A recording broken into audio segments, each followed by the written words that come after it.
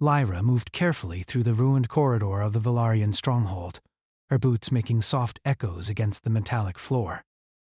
The air was thick with smoke and dust, remnants of the explosion that had rocked the facility moments ago. She could still feel the vibrations under her feet, like the heartbeat of the planet itself. Her mind raced, her eyes searching every shadow for any sign of life. Every instinct in her body screamed that something was wrong. "Eric!" she whispered, her voice trembling slightly. The name felt heavy in her mouth, filled with hope, fear, and a growing sense of dread. She knew the mission had been dangerous, but she had believed that with Eric by her side, nothing could go wrong. He was always careful, always calculated, yet courageous in ways that both terrified and inspired her. The explosion had been sudden.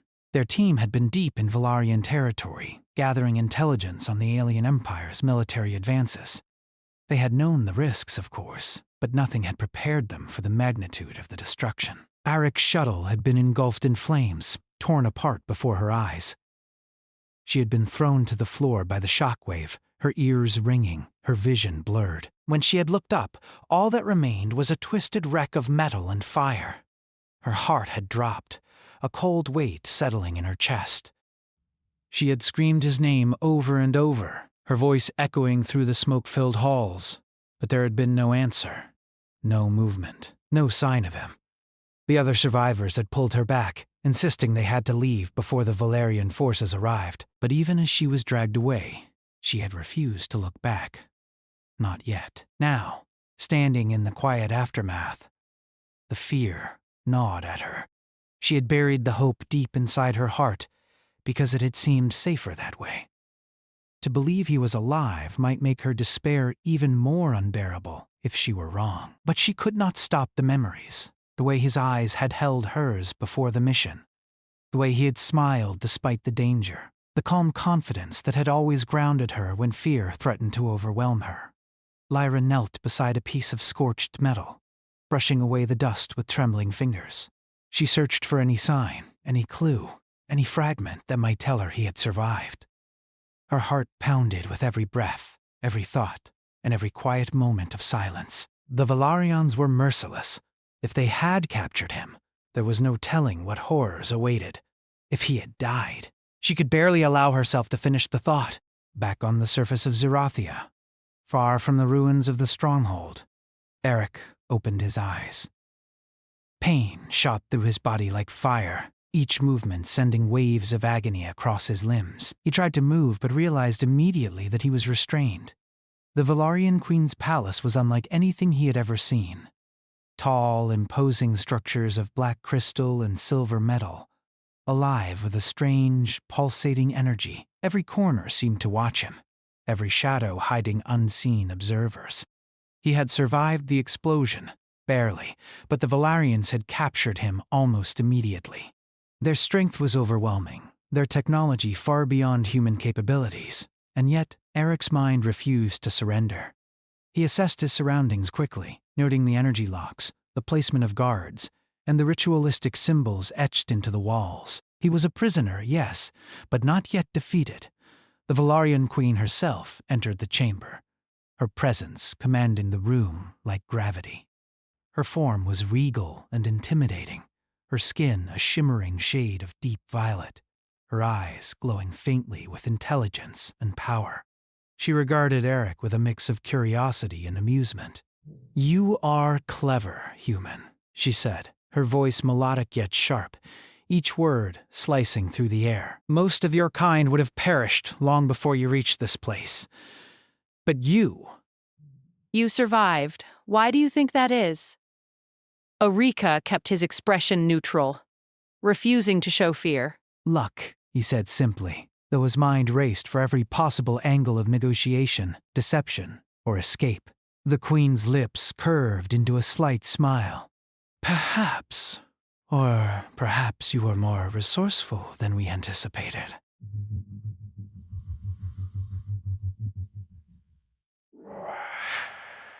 "That resourcefulness can be useful.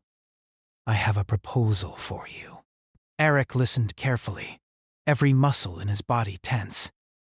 She offered him survival, influence, and a position within her court, but the price was obedience, deception, and betrayal of his own people.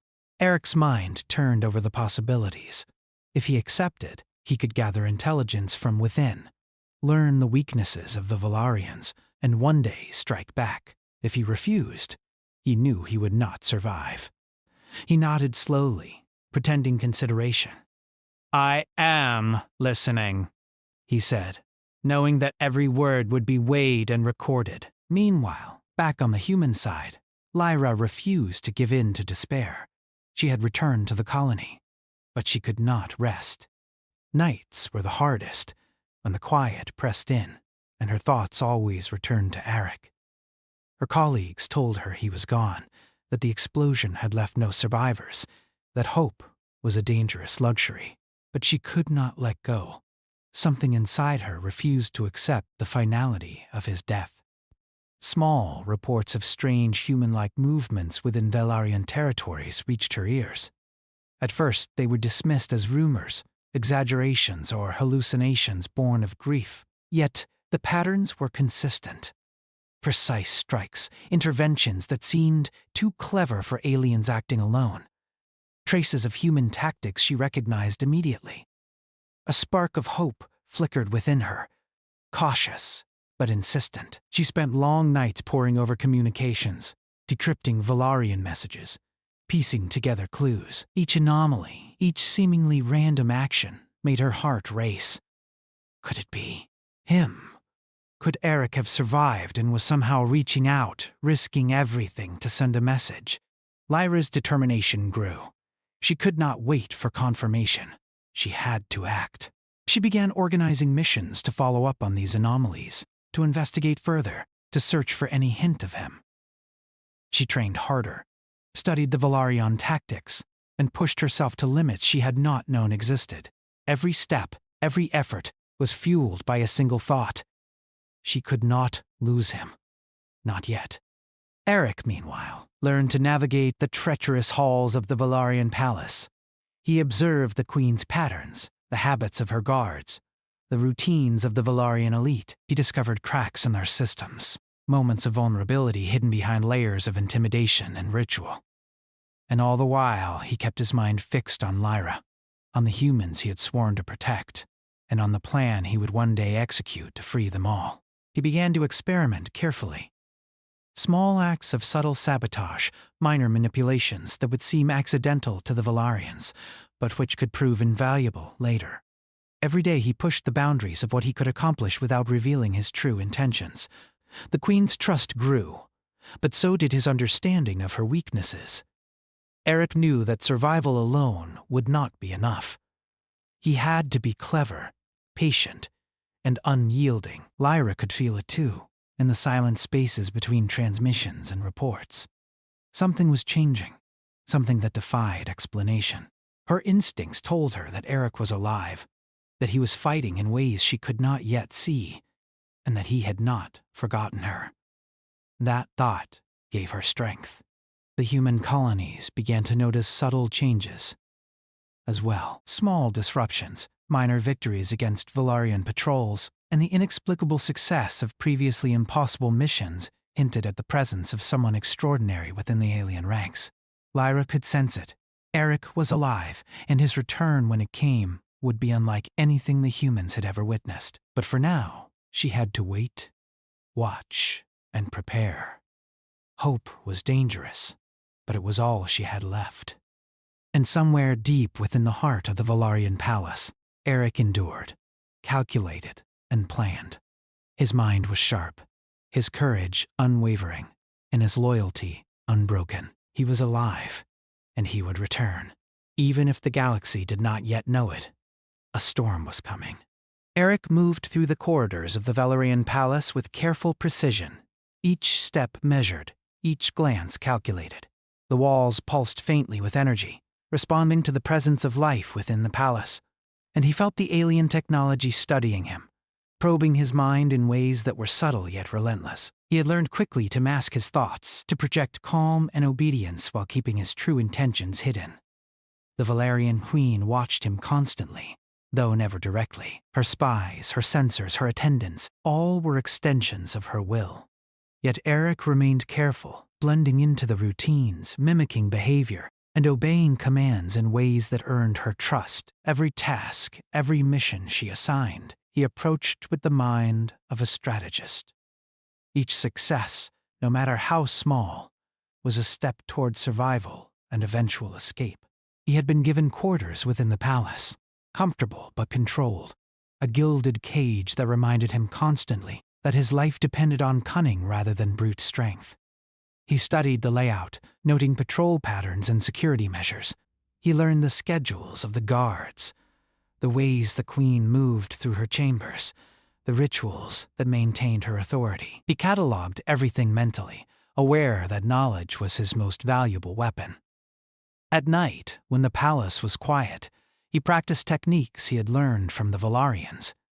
He studied their combat forms, their use of energy, and their rituals that combined technology with instinct.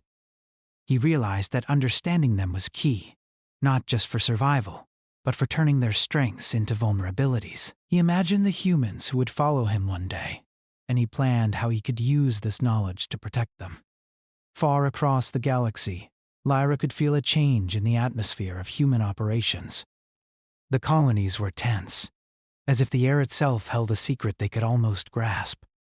Reports of small, precise victories against Valarian patrols continued to arrive, each one defying expectation. Traps were avoided, sabotage succeeded, and human units moved with uncanny coordination. Lyra studied these reports with growing excitement and disbelief. Someone inside the Valarian network was guiding these actions, someone who understood both human and alien tactics.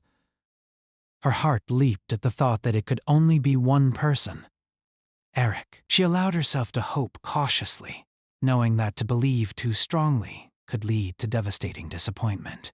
Determined to confirm her suspicions, she began decoding Valarian messages with meticulous care.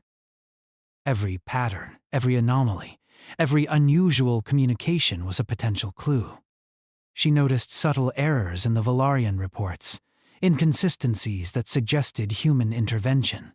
Small symbols, hidden codes, and deliberate misdirection were scattered throughout the data. Each discovery fueled her determination and her longing to see Eric again. Meanwhile, Eric had earned a measure of respect among the Valarian Council. He advised on strategic operations, providing insights that improved efficiency and minimized losses. The Queen, ever cunning, believed she had gained a loyal human asset, unaware that every recommendation was carefully calculated to serve a hidden agenda. Eric's mind was always 2 steps ahead, planning for a day when his knowledge would be used against the Valarians themselves. Eric's interactions with the Queen were dangerous, for she was perceptive and ruthless. Her questions were precise, designed to reveal weaknesses, motivations, and intentions. Yet he answered with measured words, projecting obedience while keeping his true thoughts locked away. Each conversation was a battle of intellect, a test of patience, and a reminder that survival depended on mental acuity as much as courage. One day, he was called to the central chamber, where the Queen discussed the upcoming deployment of Valarian fleets against human colonies. The room was vast, illuminated by crystalline structures that refracted light into complex patterns. The Queen's presence dominated the space, and Eric could feel the weight of her attention like a physical force pressing against him. "The humans are scattered and weak," she said, her voice echoing through the chamber. "They will not resist. They will fall quickly if we strike with precision." "Your insight is valuable, human. Tell me, how can we ensure complete control?" Eric considered carefully. He spoke with confidence, suggesting measures that seemed to increase efficiency, but subtly introduced flaws that could later be exploited. "Your Majesty, speed and coordination will ensure success," he said. However, certain redundancies could improve the fleet's efficiency if implemented. Minor adjustments will prevent mistakes, ensuring the colonies cannot resist. The Queen nodded, pleased, unaware that the adjustments Eric recommended created vulnerabilities that humans could exploit when the time was right. He bowed, masking a quiet satisfaction. Each act of calculated deception was a step toward eventual victory, and each day spent in the palace sharpened his mind and strengthened his resolve. Back on the human colonies, Lyra grew increasingly bold. She organized reconnaissance teams, sending them into Valarian-controlled zones with extreme caution. Each mission was planned meticulously, guided by the subtle clues she had uncovered in the communications. Every success validated her instincts, and her confidence grew.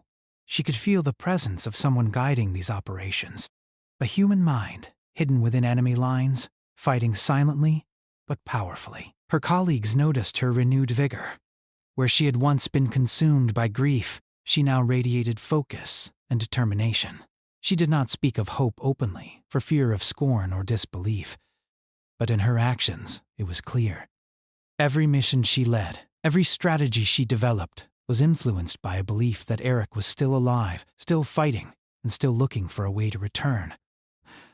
Arik, meanwhile, discovered allies among the Valerian ranks.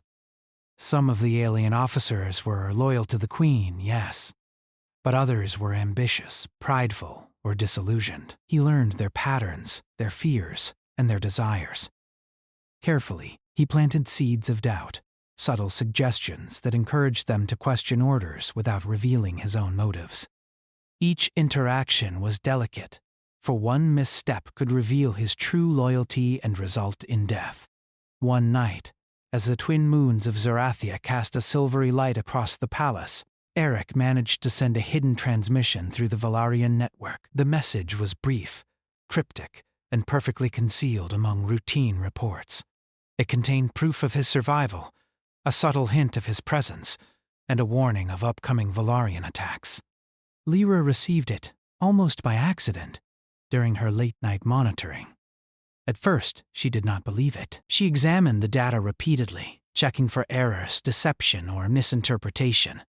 But every detail matched what she had suspected. Every anomaly she had observed now made sense. The human she had believed dead was alive. He was inside the Valerian Empire, risking everything to protect humanity and reach her again. Emotion overwhelmed her briefly, a mixture of joy, relief, and renewed determination. She could not allow herself to celebrate yet. There was much work to do, and Eric's safety was far from guaranteed. But the knowledge of his survival ignited a fire within her that could not be extinguished. The days that followed were a tense dance of strategy and vigilance. Eric continued to navigate the palace, earning trust while laying the groundwork for future actions. He learned more about the Queen's ambitions, the inner workings of Valerian society, and the vulnerabilities that could be exploited. Every interaction, every suggestion, every small success was a step toward a larger plan that he and Lyra could one day execute together. Lyra, in turn, became more confident in her leadership.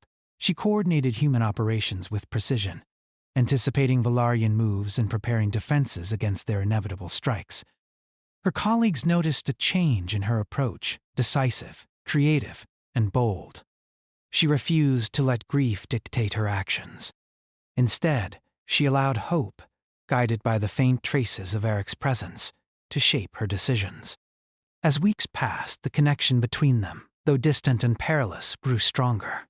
Eric's subtle communications, embedded within Valarian systems, and Lyra's careful interpretations created a hidden dialogue of strategy and trust. They were separated by miles, planets, and hostile forces, yet their bond remained unbroken.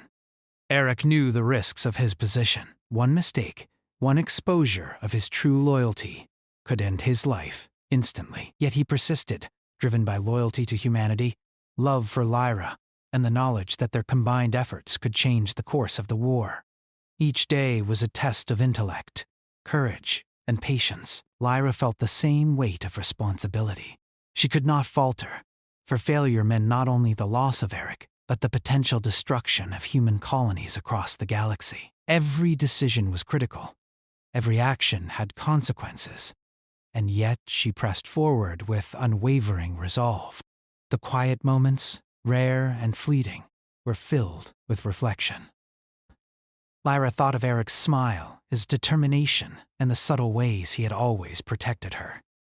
She remembered their conversations, their shared jokes, and the unspoken understanding that had grown between them over countless missions. The thought of him alive, fighting even now, gave her strength she had never known she possessed. Eric, in the isolation of his quarters, thought of Lyra in turn. He imagined her leading operations, guiding humans with intelligence and courage, and holding hope where despair might have taken root. The thought of her gave him focus, a reason to endure the constant scrutiny and danger of the Velaryon Palace. And somewhere deep within the shadows of the galaxy, plans were beginning to take shape.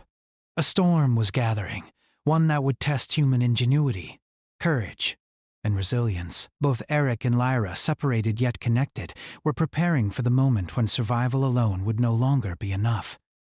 They would act, together and apart, to turn the tide of an empire and prove that even the mightiest forces could not break the human spirit.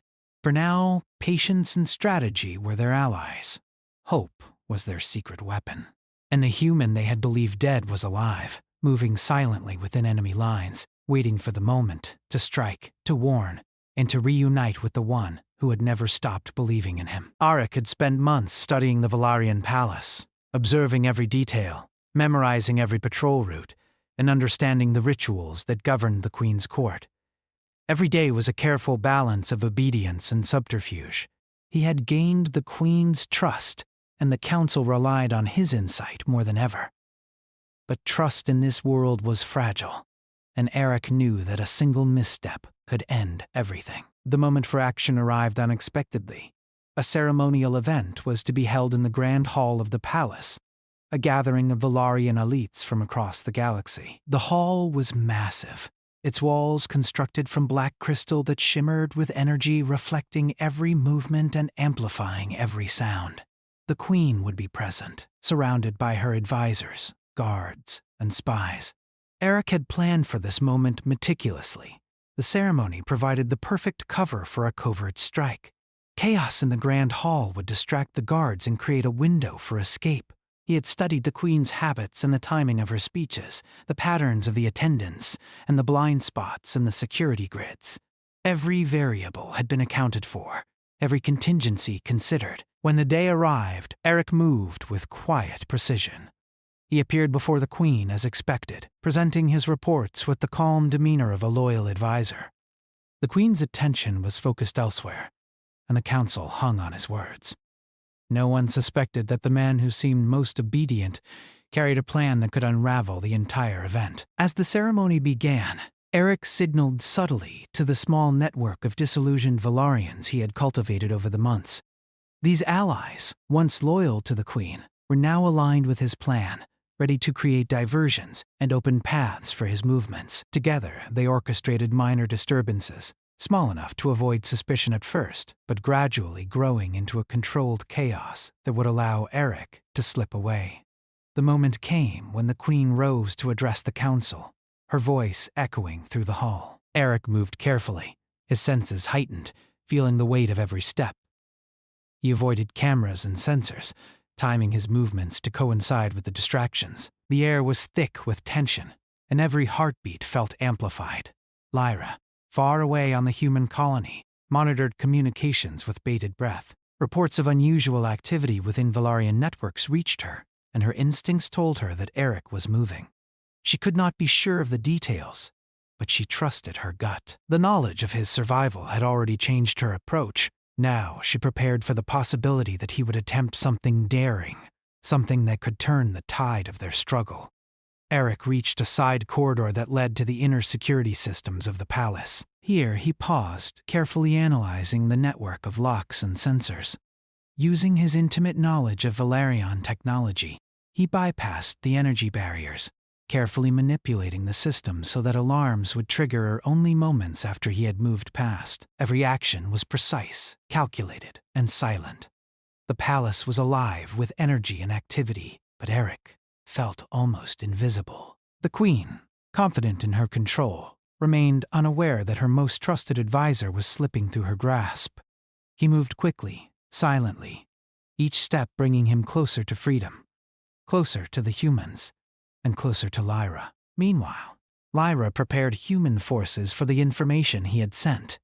She shared his subtle hints with commanders, orchestrating a series of preemptive defenses and small strikes against Velaryon patrols. Every move was based on trust, intuition, and the faint traces of guidance that only Eric could provide. She was no longer waiting for hope. She was acting on it. Back in the palace, Eric reached a service hatch leading to the exterior of the compound. The corridor was narrow, lined with energy conduits that pulsed with light. He worked quickly to override the locks, feeling the surge of satisfaction as each barrier fell before him. Yet he knew the hardest part was still ahead. The perimeter was heavily guarded, and the moment he stepped outside, he would be exposed. He paused, taking a deep breath. The months of planning, patience, and observation had led to this moment. His heart pounded, but his mind remained steady. Survival, strategy, and hope were his allies. The faint thought of Lyra waiting somewhere beyond the stars strengthened his resolve. When he emerged from the hatch, the outer grounds were quiet, but not empty. Patrols moved in predictable patterns, and the energy barriers created an intricate maze. Eric relied on his knowledge of Velaryon technology and human ingenuity to navigate the terrain. He avoided detection with careful timing, slipping through shadows, using every trick he had learned, and leaving false trails to mislead any pursuers. A sudden alarm rang out in the palace, a delayed response triggered by his earlier manipulations. Guards began moving in confusion, but Eric was already several meters ahead. He moved faster now, adrenaline surging through his veins, each step bringing him closer to freedom and closer to the humans who depended on him. On the colony, Lyra's monitors picked up anomalies in Velaryon communications. Her heart raced as she interpreted them. The signals indicated a human presence moving through the palace. She allowed herself a quiet smile. The messages were clear enough. Eric was executing his plan. She coordinated with fleet commanders, preparing to intercept and assist him once he reached the perimeter of Velaryon territory. Eric reached a ridge overlooking the landing zone, where a small, covert human shuttle awaited him. He checked the coordinates, ensured that the path was clear, and moved with rapid precision. Behind him, the chaos he had orchestrated in the palace began to unfold fully. Guards ran in confusion, alarms echoed through the halls, and the Queen's presence became a distant concern. For the first time in months, Eric felt a glimmer of hope that survival was not only possible, but imminent. As he approached the shuttle, his mind raced with calculations. He could feel the weight of his mission, the responsibility he carried for the humans and for Lyra. The shuttle was small, designed for stealth and speed rather than comfort. He activated the controls, ensuring that all systems were operational, and began the ascent. Above the palace, the sky was streaked with the light of Zorathia's twin moons. Eric looked back briefly at the sprawling alien structure, the place where he had been a captive and a spy. It symbolized both danger and opportunity, imprisonment and insight. He felt a surge of determination. He had learned, adapted, and survived. Now it was time to bring that knowledge back to humanity. Lyra monitored the shuttle's ascent from the colony's command center. Her heart leaped as she saw the signal confirm his position. He was alive, moving through the most dangerous space in the galaxy, and yet he was making it. Every precaution, every calculation, every act of courage was coming together. She felt pride, relief, and anticipation all at once. As Eric approached the human-controlled zone, Velaryon forces attempted to intercept him. But he was prepared, using the palace's own sabotage to delay pursuers and employing every maneuver he had learned during months of observation. Missiles were diverted, sensors misread, and confusion reigned among the enemy forces. The human shuttle, small and agile, cut through the defenses like a shadow, carrying Array toward the promise of freedom. Finally, the shuttle touched down on a hidden platform within the human colony. Eric disembarked quickly, but he did not relax.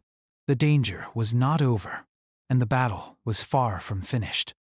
Yet there was a sense of triumph in the air.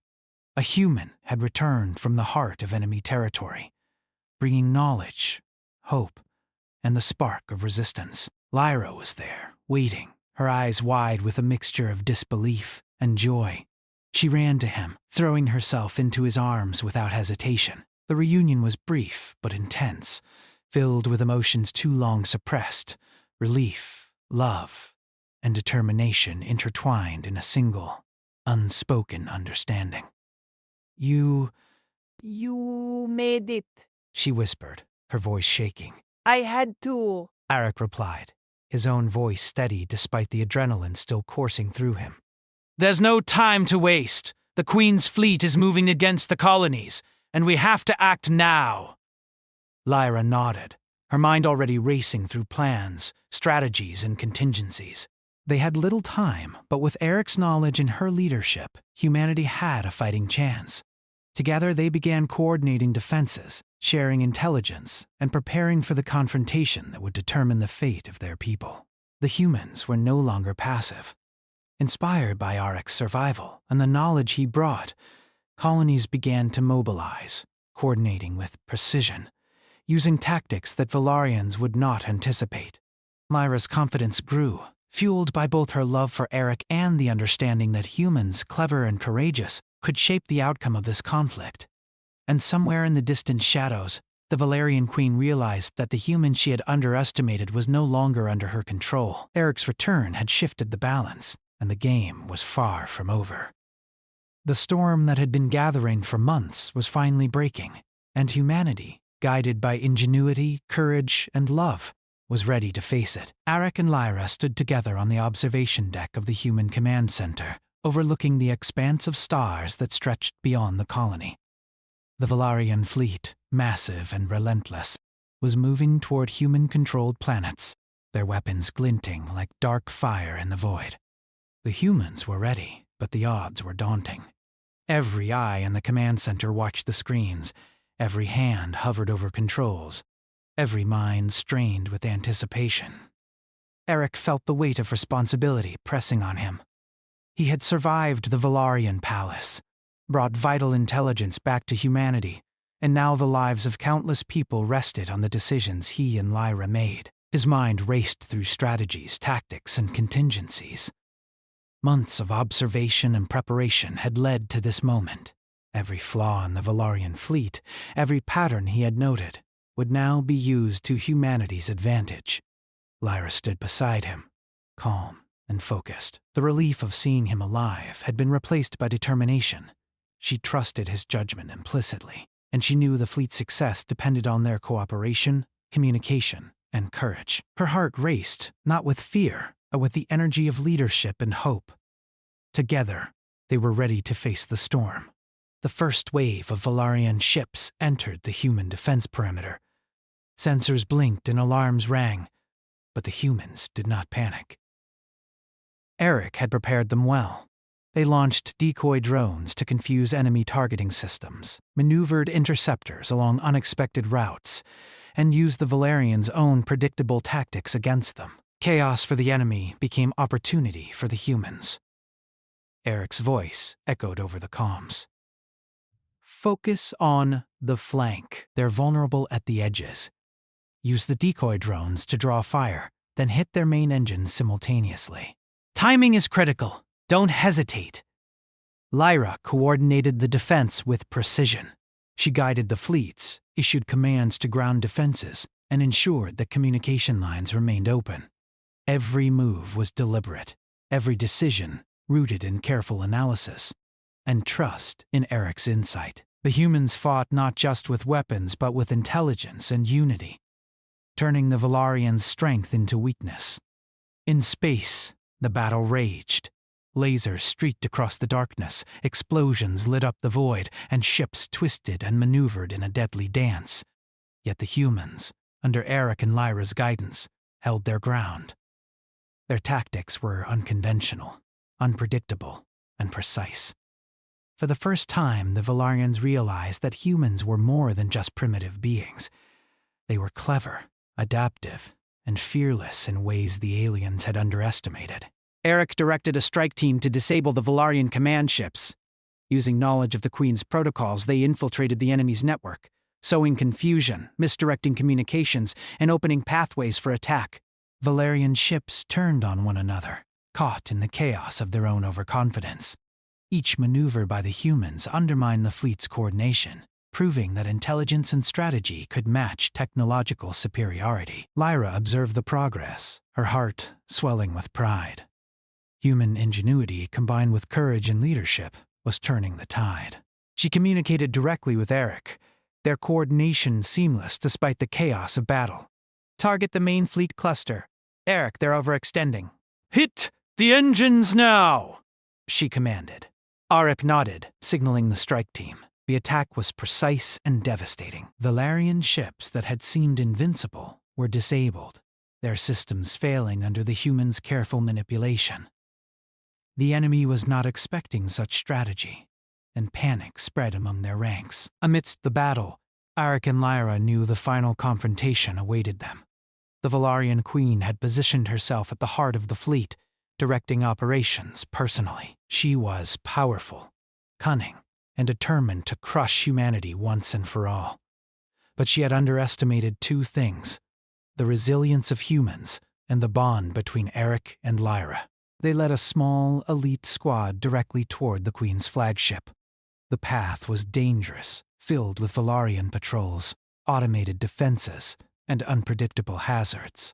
Yet their experience, courage, and careful planning allowed them to reach the vessel. Every step forward was a combination of skill, strategy, and trust in one another. Arik hacked into the Queen's ship systems, bypassing security protocols with precision. Lyra coordinated with the fleet outside, timing their attacks to maximize distraction and minimize risk. As they breached the ship's interior, alarms blared and guards rushed toward them. But the humans were ready. They moved with efficiency, neutralizing threats and pressing forward with unwavering determination. Finally, they reached the Queen's chamber. She stood before them, regal and intimidating, her violet skin glowing faintly under the chamber lights. Her eyes narrowed as she assessed the two humans who had dared to reach her directly. "You are bold," she said, her voice sharp and melodic. "You have survived when most of your kind would have failed. But this is where your defiance ends." Arik stepped forward, his expression calm but resolute. "This ends because you misjudged us," he said. You underestimated the human spirit, our courage, and our ability to fight for what matters. You may have power, but we have ingenuity, determination, and unity. Lyra joined him, her eyes locked on the Queen. "We will not be controlled. We will not be broken. Humanity fights together, and you cannot stop us." The Queen's expression hardened, and she moved to unleash her power. Energy surged through the chamber, crackling like lightning. Yet Eric and Lyra acted as one. Using the knowledge he had gained during his time in the palace, Eric manipulated the energy flows, redirecting the power in ways the Queen had not anticipated.